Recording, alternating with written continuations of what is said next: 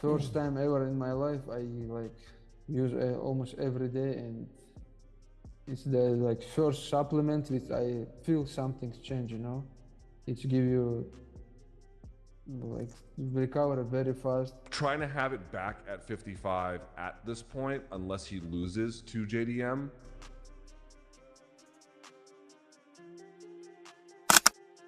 UFC 322 is heating up fast. Islam Makhachev now finds himself facing shocking PED accusations just weeks before fight night, while Tom Aspinall gets an unexpected call-out from a top contender. Two major stories are shaking the MMA world at the same time. Before all the UFC 322 drama kicked off, Khabib Nurmagomedov and Islam Makhachev spent an epic weekend in New York City, balancing hard training with some much-needed downtime. They hit local gyms for light sessions, met fans, and soaked in the city's energy. It was the perfect mix of focus and relaxation, proving once again how Team Khabib stays grounded even during the build-up to massive fights. As the debates around UFC 322 grew louder, analyst Luke Thomas weighed in on a potential Islam versus Ilia Topuria matchup and how weight could decide everything. He explained that a fight at around 170 pounds would benefit both men. Islam wouldn't need another weight cut after bulking for JDM, and Ilia could pursue a historic third division title. According to Luke, it's a fair matchup because neither fighter is a natural welterweight.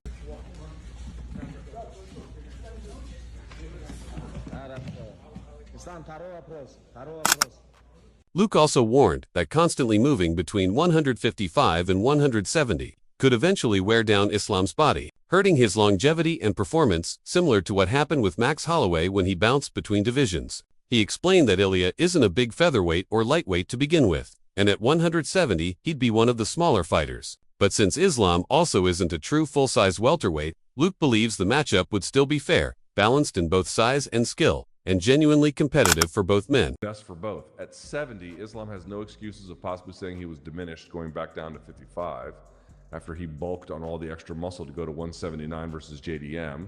And for Ilia, he gets to try for 3-division champ, and it's versus someone who himself isn't a natural 170-pounder in Islam.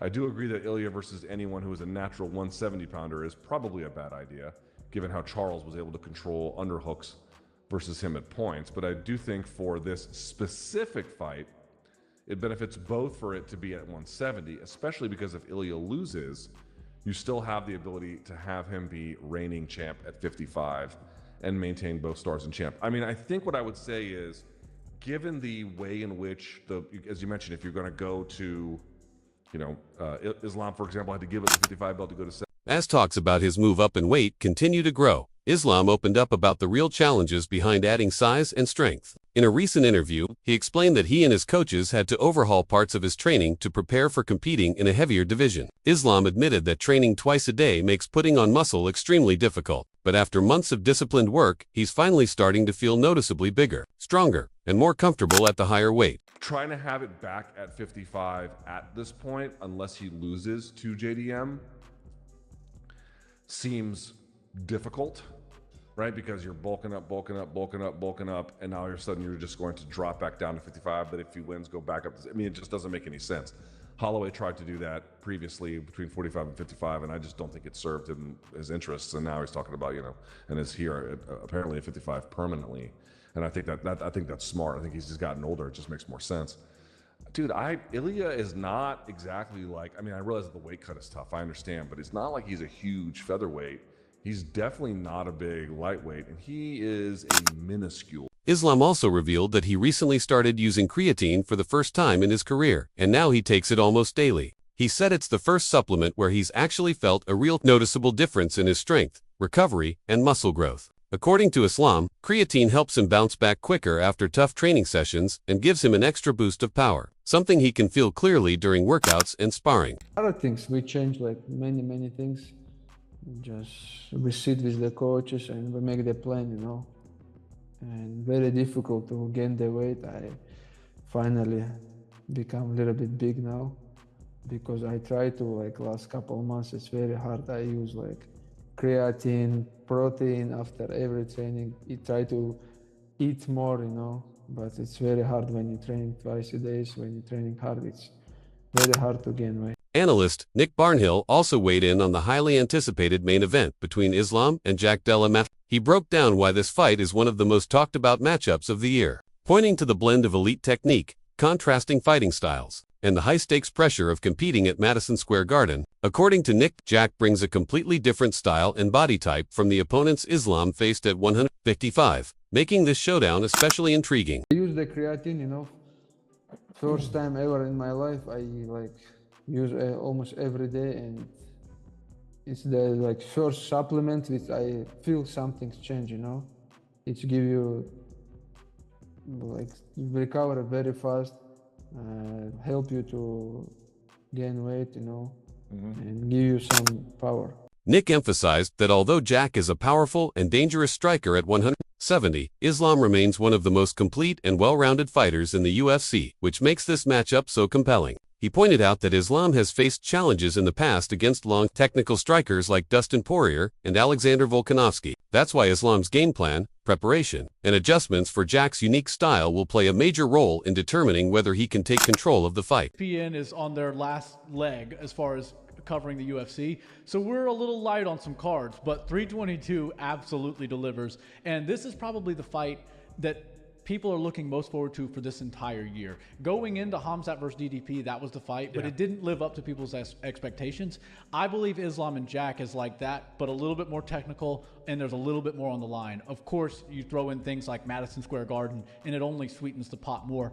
But yeah, from a technical side, this fight is intriguing because what we're seeing out of Jack Della Maddalena is a totally different style of fighting and body type than what we've seen Islam compete against at 155. Now, Jack is a very high-level striker. Islam isn't the type of fighter who depends strictly on knockout power. His strongest path to victory comes through his ground dominance, using his elite grappling, submissions, and heavy top control. But he'll also blend in smart striking, carefully timed takedown attempts, and steady pressure from the outside. Expect him to use kicks, range management, and rhythm breaks to keep Jack uncomfortable. Since Jack likes to close the distance behind a tight high guard, Islam's patience and mixed approach strategy will be critical if he wants to take over early and secure the win at UFC. Seen him have a ton of success at 170 against other great strikers and grapplers, but nobody at Islam Makhachev's level. Now, skill for skill, most people still have Islam Makhachev as the most well-rounded fighter in the UFC.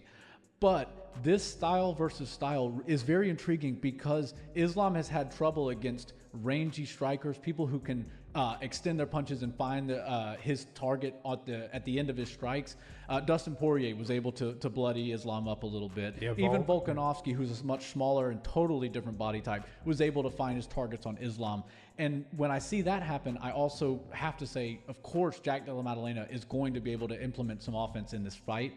But how Islam approaches this fight camp is going to dictate where this fight takes place. Meanwhile, UFC 322 continued to dominate conversations online, especially after Islam's huge win. Fans filled social media with breakdowns, memes, and playful rivalries, and Waldo Cortez Acosta decided to jump into the spotlight as well. He changed his profile picture to troll Tom Aspinall right after Tom's victory, giving fans another entertaining storyline outside the octagon. Earlier, Waldo had already gotten attention for fighting through a nasty accidental eye poke from his own teammate, Anton. Despite seeing at only 20% vision, as he described it, he refused to quit and pushed through the entire fight, something fans praised as pure toughness and determination. Afterward, Waldo sent a direct message to Tom Aspinall, saying, "My eye was at 20% vision, but I said, I don't care. You saw that fight, I'm coming for you. Be ready." His call-out sparked even more debate among fighters and fans, especially about how dangerous eye pokes can be inside the cage. Veteran referee Herb Dean also addressed the controversy, admitting that the issue is serious and confirming that officials plan to meet and discuss new rule adjustments to prevent similar incidents in future UFC events. Islam is not like most guys where once they start finding knockouts or once they start having a lot of success with their feet,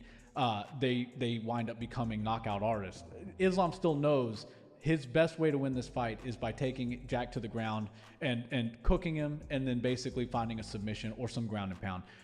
I don't see Islam going out there trying to just strike with the high-level striker, but I also don't see him selling out for a takedown. I think Islam's going to go out there and be measured the way we saw him against Volk in the second fight.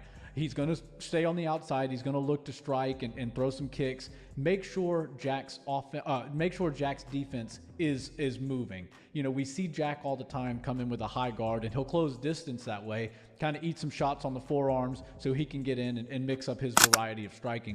Herb Dean made it clear that the eye poke issue is finally getting attention from the right people, and real change is starting to build momentum. He explained that referees shouldn't be forced to guess whether a foul was intentional or not, because in the heat of a fight, it's almost impossible to know for sure. Herb pointed out that the current intentional versus unintentional rule has created problems for years and can even be exploited by fighters. That's why he believes clearer rules, stronger guidelines, and updated protocols are urgently needed to make UFC bouts safer and more fair for everyone inside the cage. First of all, I think enough people are, fed up with the eye poke situation that something is going to be done.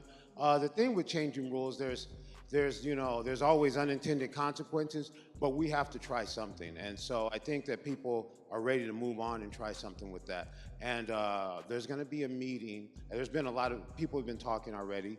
And there's going to be a meeting where we kind of go over that a little bit. But yeah, there's definitely something that's going to happen. Herb Dean also noted that the current rule frustrates fighters, who sometimes argue technical points even after being fouled. This creates confusion and opens the door for the system to be misused. He explained that the UFC plans to review the rule, aiming to provide referees with clearer guidance, better protect fighters, and prevent similar incidents in the future. Updating the rule will make fights safer, fairer, and easier to officiate inside the octagon. Enough people are upset, yeah, and probably enough of the right people. I don't know, I haven't talked to any of them, but I think some people have been talking, so it's got enough momentum because that we, for people to vote on a rule change. There's a bunch of rules that I think should be changed, and I think we're going to get to some of those too this time.